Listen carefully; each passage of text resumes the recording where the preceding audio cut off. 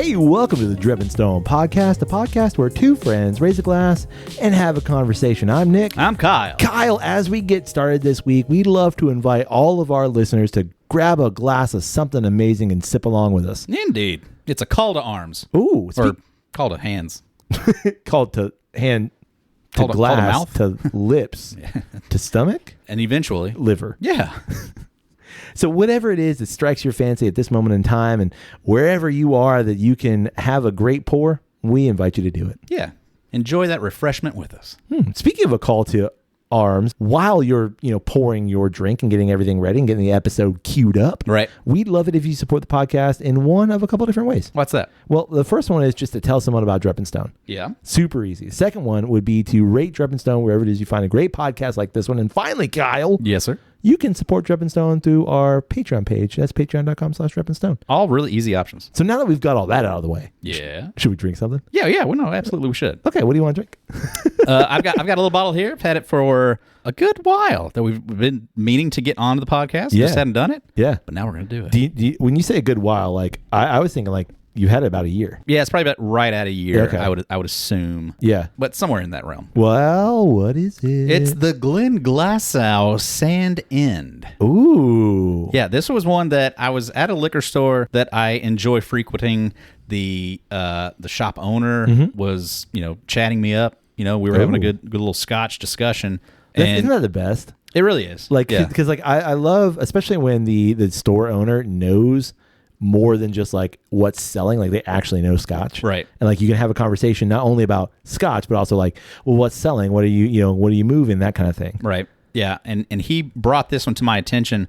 I hadn't heard of it, but it was, I think, Whiskey Advocate's Whiskey of the Year for 2023. Yep. So at the point in time when I bought it, like that kind of had just happened. Yeah.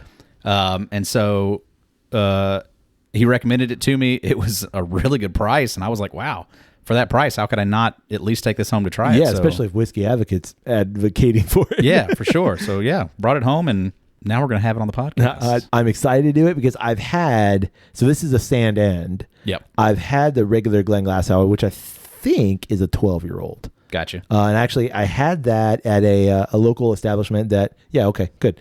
I had that at a local establishment, and I think I texted you a picture at some point. I said, hey, is this what you have? And you said, no, I have the Sandend. That's what the 12-year-old. Right. And so, like, I don't think I've had this. I know I've had the 12, but I don't think I've tried this at all. I know you've had about half the bottle, but I don't dare say that at some point, you think at some time we at least tried it. Okay, just to I'll say put a this. splash on a glass kind of a thing. If that's the case, and that may well be true, I don't remember it at all. Right. But I remember A lot of things happened on Thanksgiving. that's correct. Yeah. I do remember though having a pour of the 12-year-old of the regular Glenglassaugh, and I remember it being really good. So I'm interested in this one. When you were in Scotland, Yeah. how close were you to the Glenglassaugh? Actually, Distillery. about half an hour. Yeah. Yeah, for whatever reason, like I know that we had this conversation, but like we did a lot of Speyside scotches, and it's in that region. Right. I think Glenglassaugh would like to call themselves a coastal Scotch. Sure. And that's at least how they market it. But it's definitely a Highland Scotch, and it's in that Speyside region. But it's the Glenglassaugh distillery is like you could probably hit a golf ball into the sea. It's that close. Right. But it's we just didn't make it out that far. Right. There's a lot of good stuff to try, and we tried a lot of good stuff. There you go. But we just didn't try that good stuff. Going to hit you with some bottle words. Do it. This is inspired by the crescent beach of Sandend Bay. Oh yeah. Glenglassaugh Sandend is matured in bourbon, sherry, and manzanilla casks for luscious waves of flavor. Product of Scotland. Added to that by the website is the fact that Glenglassaugh Sandend brightens into waves of tropical sweetness infused with a crack of sea salt. A crack of sea salt. That's what they say. That's what they say. Yeah. That's what I say.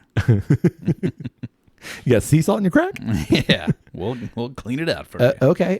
Did you give me an ABV? Nope. ABV is 50.5. Ooh, so 101. Nice. Yeah. Wild Glenglassaugh 101. Let's get into it. All right. Stately. Faster than I expected it to be. Pour it up.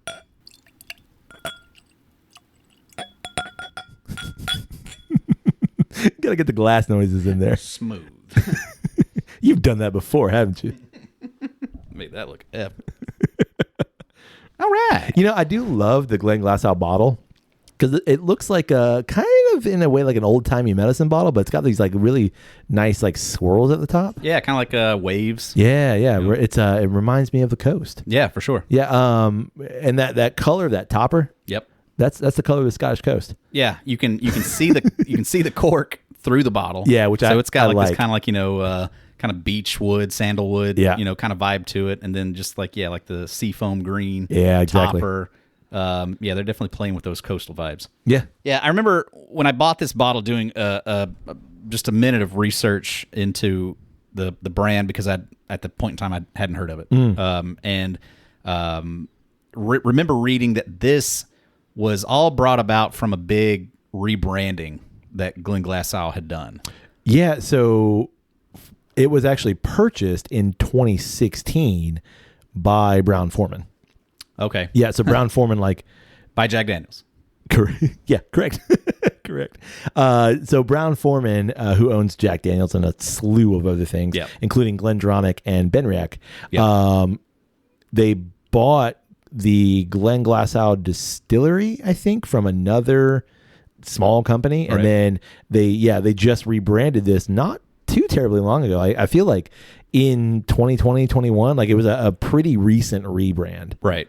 Yeah, and like part of that rebrand was the Sandend. Oh, yeah. Okay. Yeah, so it was just like a new expression to go along with all that new rebranding, new bottle shapes, new logo, I think, stuff like that. Yeah. Okay. Yeah. I mean, to be fair, I had never heard of it prior to the 2023 Whiskey Advocate thing. So I wonder if it was one of those like this is a bottle that you can find primarily in Scotland. Right. Like that tends to be a thing, you know, that does happen that we just don't get bottles over here. Right. Maybe that's the case. I don't know that for sure. Yeah. I mean, I think it was just like sluggish sales. Sure. And it kind of had, disappeared into the swath of Scotch that you have to choose from. And it just hadn't, it didn't have one of those kind of big marquee brands. That, nothing really jumped out. So it was just part of that rebranded. They made this, and then it went out and won Whiskey of the Year. Which, I have a bit of news. Yep. I don't know if you've seen this news, and this is also partly why we're doing this.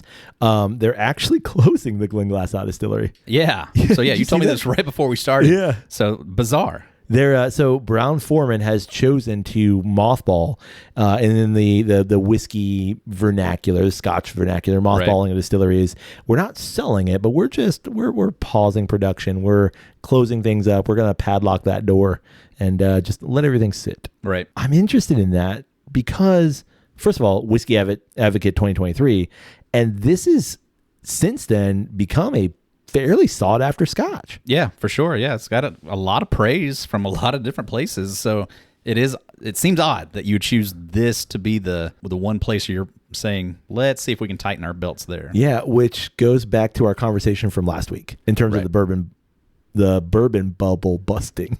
Right. Bursting the bourbon. And I think like that is something that I saw several weeks ago, where Brown-Forman basically said, like, we've got to tighten some things, right? Because they're worried about the whiskey market as a whole. And now we have this information of them tightening with, mothballing the distillery. And ironically, a Scotch. And so, like, Benriach, which we've done on the pod before, is about a half hour from Glenglassaugh. So they're not killing the brand. Right. But what they're going to do is they're going to share distilling duties with Benriach. Right. So I find that kind of interesting. At their... At the Benriach facility? Yeah, at the Benriach distillery, which actually happens pretty frequently. Like you have a lot of popular brands that are blended into other things. Right. So, or you have a popular brand that like they're making another brand that's just not as popular, or, that kind of thing. Or even a situation of like, if you're revitalizing or redoing your distillery, right. For a time being, you can have your mash made at another location and then brought over and still aged on your property or whatever. But that kind of stuff happens, I think, pretty regularly. Sure. But knowing how much I know about the small subtle changes in distillation time and in like the way that the stills look and like the way the stills function, like it is possible that this will change. Right. And I don't know, maybe Benriach has the exact same stills. Right. And like maybe nothing's different. So all we got to do is just pop the grain over there and we're good to go. And maybe that's the case. I don't know that.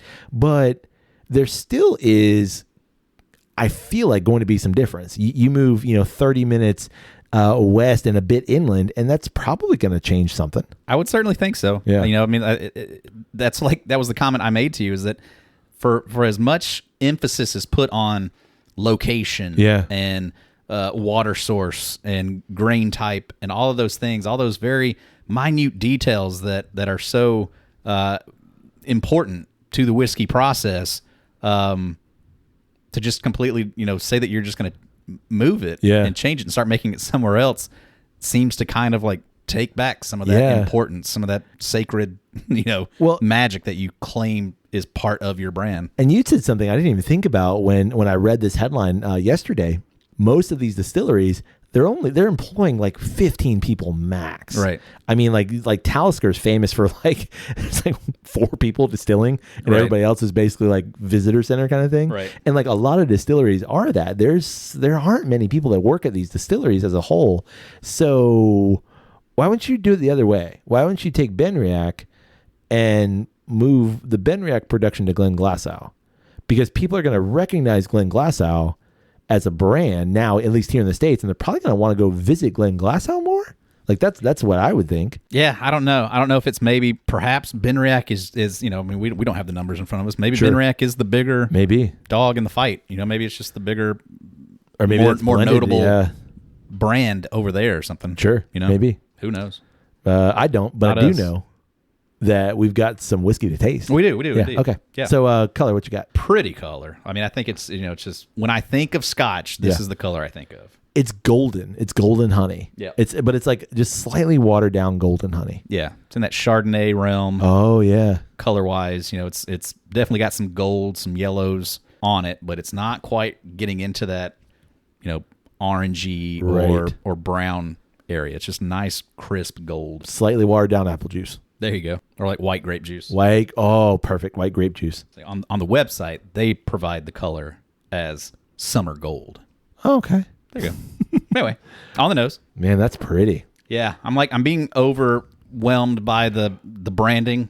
Like the seaside tropical nature is coming full forward to me. I don't think you're being overwhelmed. I think there's definitely a tropical note. I mean, I know that Scotland is nowhere near tropical, right? But like, there's definitely a tropical note. What did they say? It's definitely floral. It's bourbon, sherry, and manzanilla. Okay, so manzanilla is going to be what's that? A Spanish fortified wine? I mean, sounds legit. So yeah, I don't think it be like Portuguese or something. It's probably offended an entire. I mean, how often do we offend an entire country? At least twice an episode.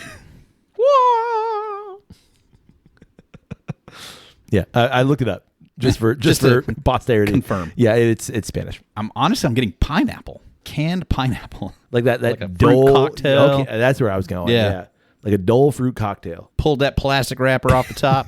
Get that little fruit cocktail cup. No. Like you do the whole can, that can. Yeah, and it all gloops out. Yeah. No, it's exactly what it reminds me of. It reminds me of fruit, like a tropical fruit cocktail, pineapple. There's always some peaches in there. Yeah. That weird cherry. Yeah. Pink. Yeah. Cherry. Why is that cherry pink? Yeah, it's what sick. flavor does that part? But it's also like the malt is very, very bright. And I feel like on the nose, there's a bit of an oily, viscous nature on the nose. Like it feels kind of heavy. Yeah. Which is interesting because normally I don't get that. Like that's not normally a nosing quality. Yeah. I'm getting like a toasted vanilla. Oh, maybe yeah. Creamy brulee. Ooh. Kind of a thing. Okay. Shall we? We shall. Okay. Ooh.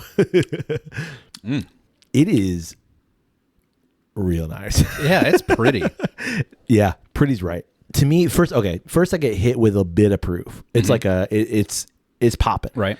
But then like the malty nature just like takes over, and it's sweet, it's floral, it's got a great mouthfeel. It's got some body. For sure. And then as it washes over the tongue, then it just becomes really bright and floral. Right. And then it hits the back of the palate, and then you get like this salty, like it's like my mouth is watering now. Oh yeah, like for sure. After I've had the drink. Yep. And you get this really like salty, a little bit of cracked black pepper, and then that proof comes back in and finishes the whole thing. Yeah. Couldn't agree more.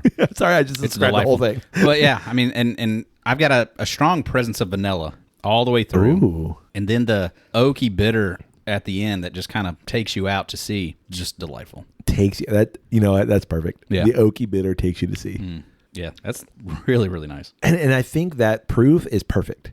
Like that to me is something that reminds me very much of the classic latte. Right. It's like here's a scotch, and we're gonna pop that proof just a bit to give you some more complexity, give you a little bit more here. That's really what sets it apart. Yeah, that would be a fun bottle to like pair it with. Oh yeah. To see how do they communicate with each other. I wonder if that's almost like why they use the color that they use. Because it's as like pretty damn close. A little bit of a nod. Yeah. To the latte. But yeah, that's just delightful. What you still got the tasting notes up for them? Yeah.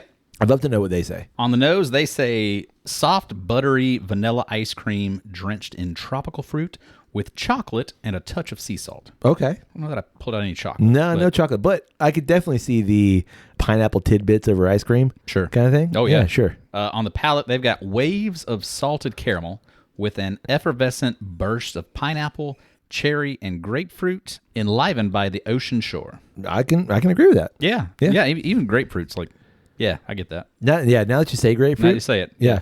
And I think like something that we've talked with listeners about fairly often is like, okay, so this whole tasting thing, it's kind of BS, right? And in some ways, peel back the curtain a little bit. Yeah, but only at first. Because I think like when you start to taste things and you start to like figure out what your palate is getting, then you can start to parse out those notes. Why I like doing this ourselves and then reading someone else's, like, oh yeah, is because that just gives you more language that someone else is getting. Doesn't mean you're getting those things, but like someone else has said like, I get these notes, and now you have more language to kind of engage the drink. Right. Yeah. There's kind of like more data points. Right. To give you a more specific accumulation. Yeah. Flavors profile. and stuff. Profile. Exactly. Yeah. Like you just, I want to see that profile. Yep. And like, that's something that I think, at least I, in my conversations outside of the pod with people about whiskey, it's like, I don't think I expect anyone to get the same notes that I'm getting. And you and I often don't get the same notes. For sure. It's those notes that, oh, I am getting something like this. I mean, I think we just did it a little bit ago. Oh, I'm getting this. Oh, yeah. Now, okay, that is there. Right. Because sometimes I think your brain also has to kind of catch up to the idea of that note is within the whiskey. Yeah. Or I'm getting that note, but I can't identify it. I'm not sure what that is. Right. It's something. And then you say it, and it's like, yeah, that's totally what that is. All the time. Now, having had the Sandend and then thinking about the regular 12, Brown Foreman, what are you doing? Yeah. It's an interesting call. Whiskey as a whole for Brown Foreman. Uh-huh. You got Jack Daniels. Okay. Probably their best seller. You got Woodford Reserve. Oh, right. Old Forester. Okay. Benriach, Slane Irish Whiskey. Okay. Cooper's Craft. Okay. Glenglassaugh and Glendronach. Okay, yeah. So in that as your whiskey portfolio. Sure. To be fair, I think you could cut Cooper's Craft. Oh, yeah. Just lop it off. Sure. I think again, I think this is all very interesting in relation to last week's episode of how things are shifting and changing. And so it is really interesting to see a big name like Brown Foreman make a big move like this to make a change. And again, not having the numbers in front of us to kind of see, what they're looking at on the outside looking in, it does look like an odd choice. Lop off Cooper's Craft, sure. Are there going to be people that are like, man, they stopped making Cooper's Craft? There will be. I think there will be. There's enough, I do. But those people are going to be like, okay, well, I'll just go back to drinking Jack Daniels. Right. Like they're not going to be like, well, Cooper's Craft's gone, I'm not drinking whiskey anymore. Yeah. I highly doubt that's the case. Like you had a bottle, right? Yeah. Cooper's Craft. Yeah. And it's fine. It's good. Fine. Yeah. If you're a Cooper's Craft drinker, and if you take that away, where do you end up? I I mean, I think there is like probably a really solid You go to Woodford. option of either Woodford or Jack Right. or Old Foe. Right. You know, like that just kind of seems like generally where you would land. Exactly. Anyway. Whereas in the Scotch world, I think in some ways, especially with a Scotch that's won Whiskey Advocate of the Year, Right. It's A bit more prestige. yeah, like yeah. And I feel like you could do something different of like, hey, here's an Old Forester Cooper's Craft Edition. Right. You know, kind of a thing, a special bottling of Woodford. You know, it's the Cooper's Craft. The problem is that all the bourbon is the same stuff. Right. I mean, that's the problem. But that being the thing, saying that is the case in bourbon, almost to me just makes it seem like, I mean, and granted, Cooper's Craft may just be a sticker. Yeah, you're not Like, wrong. that absolutely could be something that they're making at JD or at Woodford, and they're just putting that sticker on the bottle. Sure. So it's just another brand. Right. Yeah. And so maybe that's not, there's absolutely no difference. And lopping off Cooper's Craft actually doesn't accomplish anything. Right. Other than just, you know, Saves on bottles. bottles Saves on and labels. Like, Yeah. so maybe it is, there's no difference in this. Just again, we don't have the numbers. Right, we don't know the strategery behind all of it. So It's interesting to me. yeah, me too, for sure. Yeah. Can I have a little bit more? Of course. You, sir, are a gentleman and a scholar. I have done both of those things. And because you are both a gentleman and a scholar, I'd like to ask you this question. Sure. What do you want to talk about this week? Topic that I keep finding mentioned to me, advertised to me, whatever. I keep seeing it pop up here and there. Algorithmically presented to you. There it is. Yeah. Is this concept of our current generation being like this isolation generation. Yeah. How we are more often seeking isolation and kind of pushing back on this constant need to be public and socialize. And it's an interesting topic to me.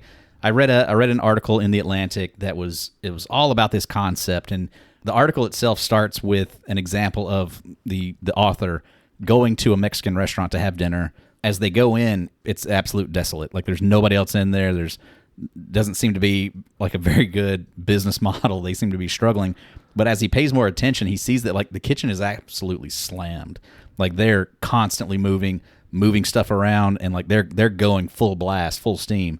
And he realizes that he looks over at the bar, and the bar is just absolutely covered in to-go bags, like to-go orders, ready to be picked up. He comes to realize that that's the case, that constantly people are just coming in and out with, Uber Eats and different things to take these orders. And so that was kind of like the basis of the article, where they kind of start, and then they just talk about other things about how within our current society, houses are bigger. We spend more money on entertainment and creating a space at home that is just as good and a lot of times probably better than the experience that you're going to go out to receive, and how we're constantly trying to achieve this sense of isolated leisure. And I've seen this kind of pop up on so many different things recently, and it is just kind of an interesting concept to me right now.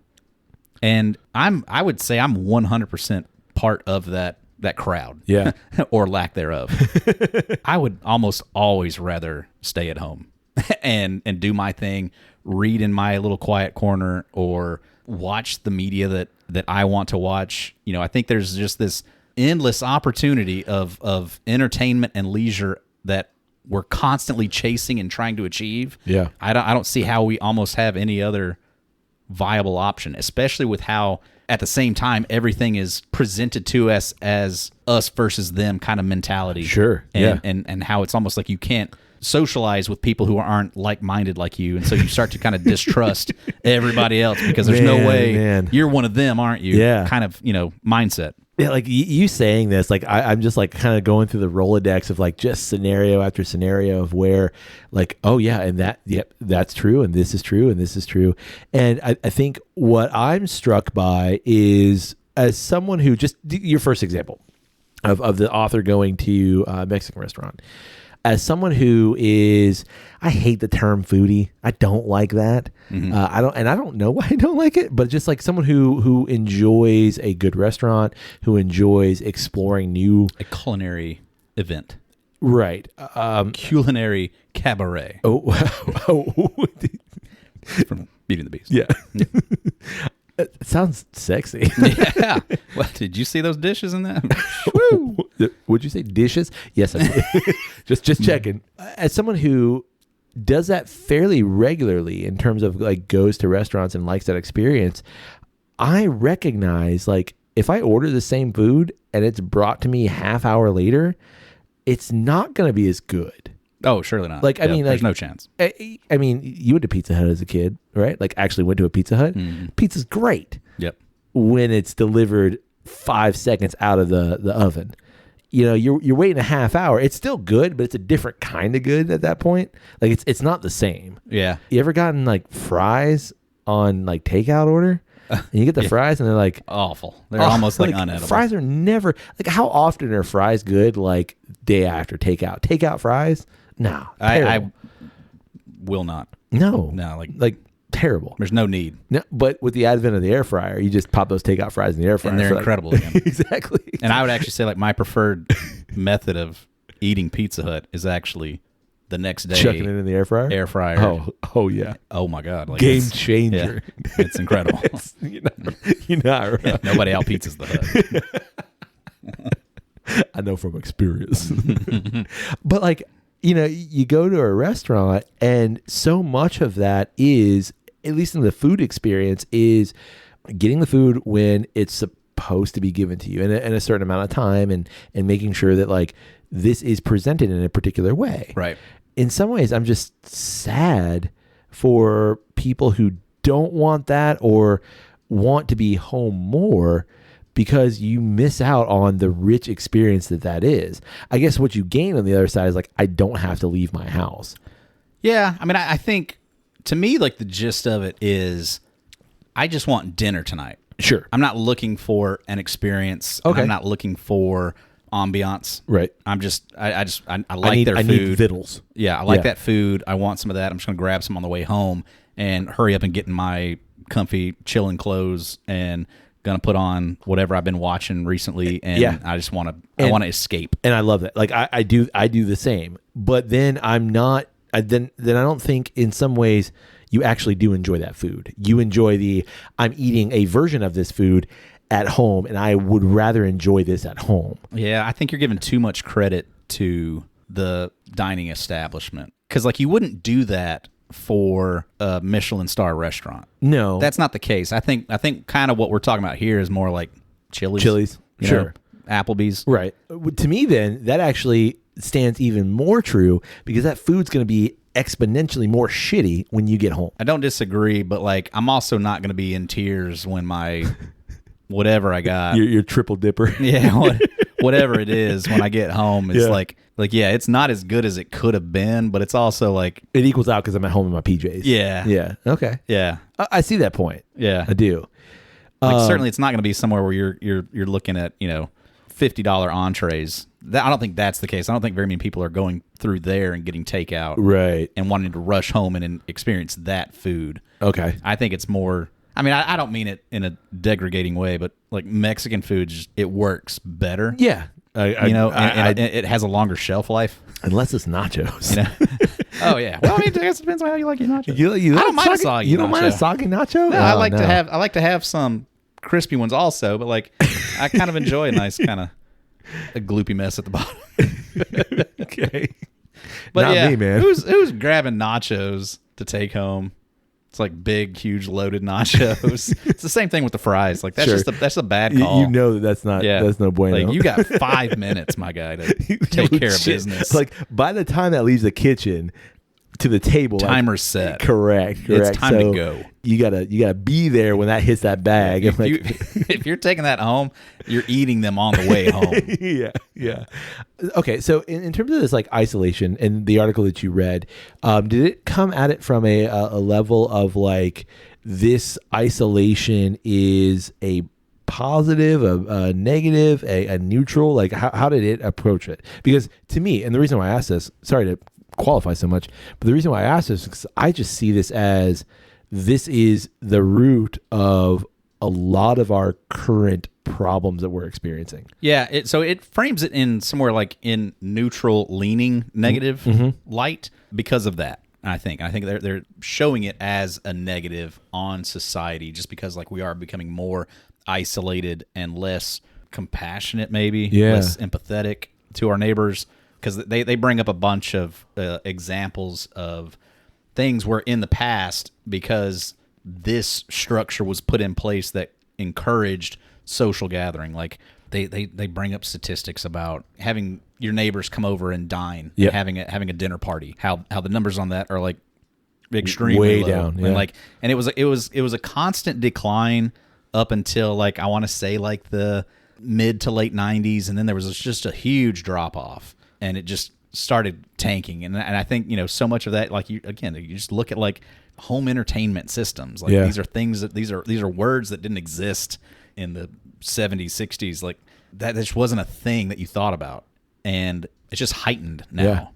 Yeah. I read an article also from the Atlantic about like the argument was Americans. We're homers for the Atlantic. Oh yeah, we do like the We're big Atlantic. homers. Yeah. And now that we know that is an appropriate thing to say, Not just saying it, assuming it's the right thing to say. Like it's fine to say. Affirmed. Yes, I mean, I'm sure okay there's sorry listener that there's one or two of you that like it's not, and I apologize. But ultimately, for the majority of listening, no, I'm an Aristotle fan. Fuck Homer. That's a deep joke.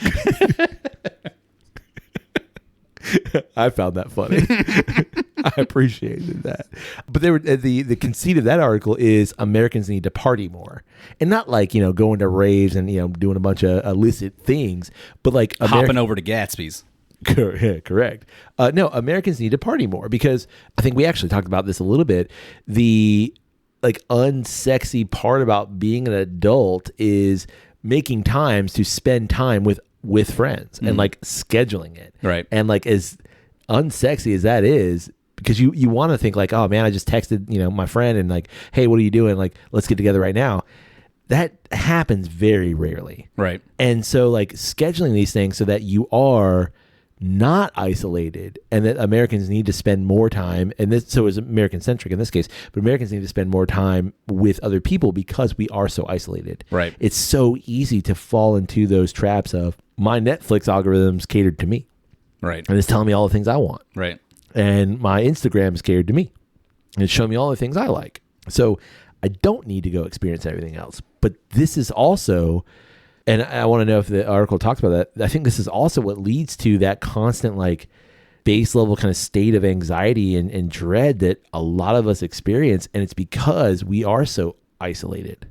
Yeah. I mean, I think leaning into that, like a part of the article talked about how, you know, or at least, you know, I would assume this was probably just the author's opinion on it and their take of like how if you were involved in some sort of either like a community group, like a social club kind of thing? Yeah. Yeah. And so by being involved in that, and you get to know your neighbors a little bit better, understand them a little more, you know, y'all were able to have a conversation and genuinely kind of bond over a general interest that the two of you might have, so that later on at a PTA meeting, when that person stands up and says something that you're completely opposed to, instead of just like writing them off or being combative to them, you have a different respect for them because like y'all had that bonding moment, and like you see them more as a human being now than just an enemy or, you know, a rival to correct and immediately put down. Yeah. And how that just, you know, it's going to encourage more kumbaya. Dude, I see. Oh, wow. Like I never thought about it that way. Like I see this on a daily. Yeah. In terms of, you know, people that I'm close with, even job wise, like those who have a wider social network and those who have a far more limited social network, I see a predilection in those with a more limited social network to be more combative, to be more, the thoughts that I have are the thoughts, are the correct thoughts, right? Versus an understanding of not even necessarily middle ground, but like I am aware of where you're coming from, and that there could be some merits there. Or I care where you're coming from. Or at the very least, I don't care where you're coming from, but I do care about you. Right. You know, I think your opinion is wrong, but I still like you. Right. Wow. I've never thought of that. Yeah. I think that there's also probably a correlation with regard to things like with going to the Great American Beer Fest. And I learned from Sam Caglione from Dogfish Head, and then Jim from Sam Adams about like their big push was, and this was 2 years ago, to get more people back into establishments. Right. Because people just aren't going to places anymore. Right. And so like for them, their kind of push was in some ways like the Irish kind of pub culture of, it's not so much of getting you to drink. That's not our, like, yes, our profits are based in that. We get that. Right. But like in some ways, it's the social benefits that's what it is of the experience. Yeah. I mean, I was having a conversation with a friend about like the decline of the American church. The church was such a central social structure. That's where you had a lot of people meeting, especially one that was like, it's like based in a version of morality. Exactly. So like there's like a automatic built-in, we're all watching each other, so like be on your best behavior kind of a thing. Yeah. And in some ways that kind of, I think you're right, that kind of self-policing exactly thing. And now without that, and I'm not saying again it's just church, but without the social clubs, without the meetings, without things of that nature, you don't have that. I like what you said, self-policing. Yeah. It's me against everybody else, and it's the echo chamber that I'm in the social media and in, internet spaces and that kind of thing, that gives me the permission to say these things. Yeah. And I mean, it's just that thing of it's the benefits, it's the positives, it's the negatives. We are complex beings. We are. Yeah. Can I ask one more question? One as more. we wrap this up? Just one more. Okay. Because our glasses are empty. Yep. Our Glenglassaugh glasses. Yep. For you, is there any sort of remedy for this isolation, the constant, I would say the move toward even more isolation? My personal take on it is no, because it's what we all want. I don't think there's anybody that's aggressively looking for more interaction. I think it's more so we're searching for leisure. Interesting. I don't think anybody wants, you know what? 6 days a week would be better. Maybe I should work 6 days a week. Sure. Who doesn't look for their off days? Who wouldn't rather have 4 days off than 2 days off? Like, and everybody's trying to achieve that. Like, that's the point of everything, isn't it? The point of everything is I need to work so I can make more money, so I can have more things, and I can be happier. And that happiness is generated by this thing. It's bleak, but I think it's just life. I mean, does the squirrel go out and collect all of these bits of food, in an attempt to meet other people and meet other squirrels and socialize with other squirrels, or is it's doing that as a sense of need of security and safety and leisure? If I can get a bunch, well, I don't know if a squirrel actually. There's no leisure there. They're just gonna keep grabbing those nuts.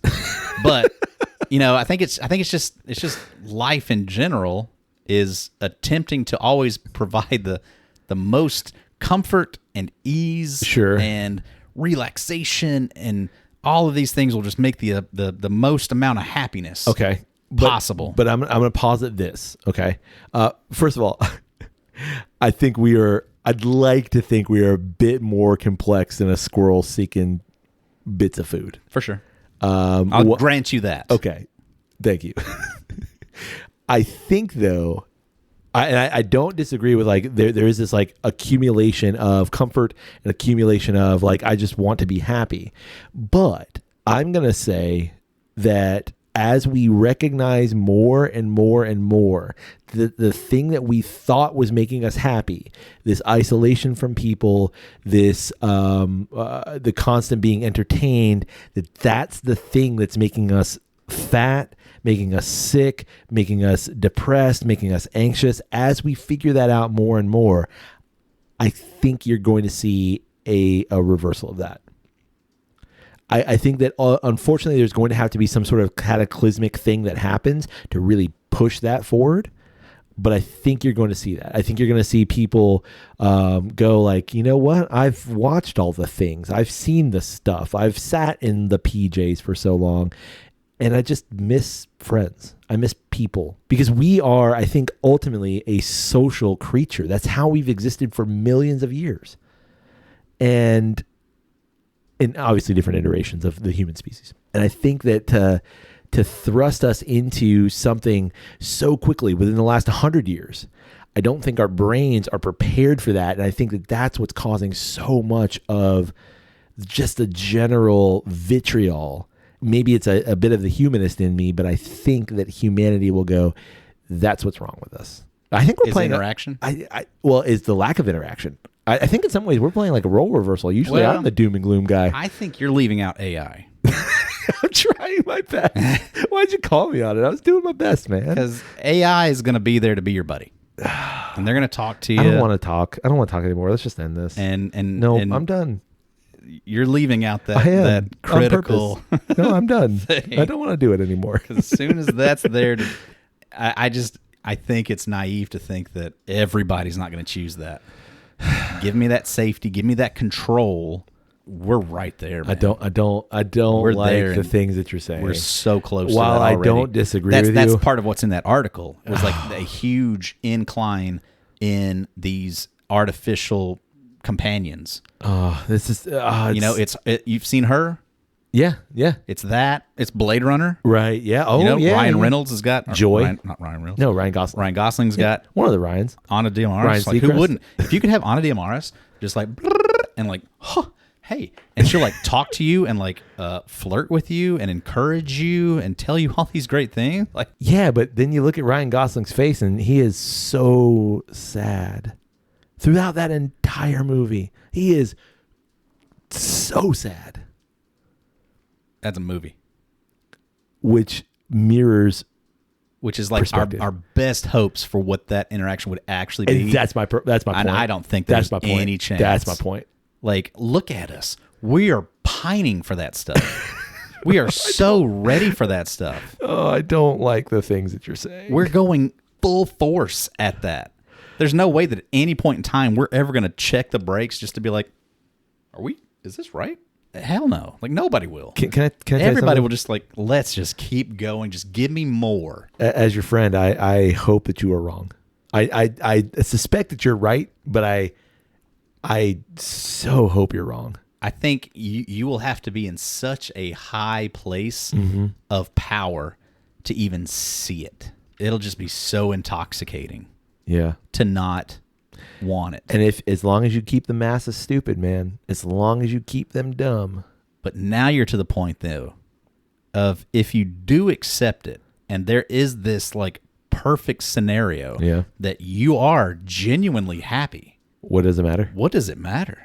Why would you ever take yourself? It's the Matrix. It's ignorance is bliss. It's the put me back in. Yeah. Because that was I liked that. This shit out here where I'm eating snot soup and wearing, rags. Yeah. And I don't ever get done. to see the sun. This sucks. Jack me back in, dude. Make me somebody happy. Make me somebody famous. Make me a movie star. Even though Okay. I'm isolated from everything else. But I have all these I have all generated interactions and friends and family. My kids love me. Like, I've got this like simulated reality that. Yeah. and I'm happy there. Plug Why you do in. I care? What's the difference between I have reality happiness Yeah. and generated happiness? Is this not all just generated happiness? This understanding of, reality. It went really different. we went really hard there. Yeah, we did. Sorry. No, it's okay. I just think that's like I think we're sprinting for that as a society. Well, I was happy, and then I was happy when I had the Glenglassaugh, and then I was less happy when I found out Glenglassaugh was mothballing, and then I was happy like we were talking about like some things that are on my mind, and now I'm less happy now. This has been a roller coaster of an episode, Kyle. I'm not as pessimistic about it as you, I guess. Yeah. Doesn't seem like it. Well, I mean, to me, that's it's just, I was optimistic. I was like, no, we're going to do the thing. And then you talk about jacking yourself into the Matrix, and like you get the things that you're saying are probably correct, and I want you to be wrong. I'm just going to end with that. Let's stop this episode. okay. Yeah. Yep. Sorry to bring you down, man. No, that's okay. I'm still I'm hopeful.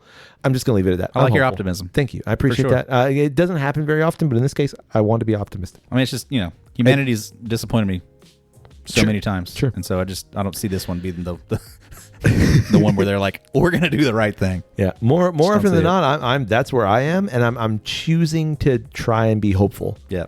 In this case. Yeah, we can't both be absolute downers. No. One of us has to stand tall. Yeah, so I'm standing tall. And you're doing it. I've got my boots on, and I'm standing tall. Yep. Yeah. Anyway, we'd love to know what do you think about the Glenglassaugh? Yeah. What other expressions have you had from Glenglassaugh, and why do you love them? Oh yeah, and how do you feel about them mothballing the distillery and moving things over to Benriach? Yeah. I mean, it feels like an inevitable thing, but here we are. Progress. Like we've already said, it's a tough train to stop. Yeah. We'd also love to know, what do you think about this idea of the isolation generation? Yeah. Are you more in line with my hesitant optimism, or Kyle's like, we're going down this track and that's where we're headed? Quick. Agreed. Let us know. And if you get a chance, pop on over and subscribe to The Atlantic, because there's some interesting things going on there. Yeah. Great articles. Yeah, Good stuff. for sure. Well, you can get in touch with us through email. It's drepandstone@gmail.com. You can also get in touch with us through social media. It's always one word, social media, DREP and Stone. One word. Type it in. Search it. Find it. Like it. Be amazed. Do the thing. We already told you how to support the podcast. Go back to the top of the episode and check that one out. And Rinse and repeat. Indeed. Hey, buddy. Hey, buddy. May your glass overflow. And your ass never show. Cheers, buddy. Cheers.